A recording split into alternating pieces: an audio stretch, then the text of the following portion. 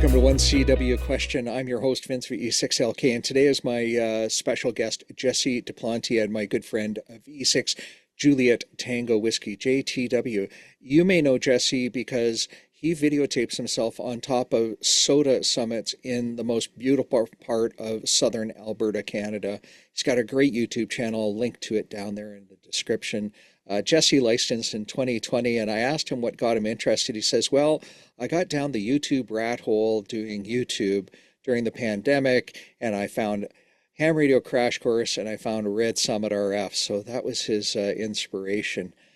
Jesse, you're a prolific CW activator. What's your one best tip to help somebody learn CW?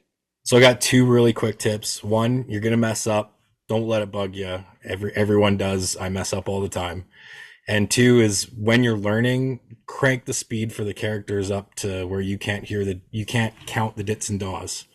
So you just hear the whole sound of the character. That's it. Your brain can't compute the dits and daws, and it'll help you so much. And you won't hit a wall when you get to about 15 words a minute.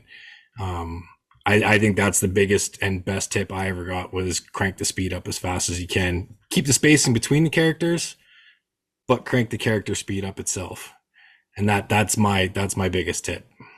Right on. Well, Jesse, thanks for coming by today. 73. 73.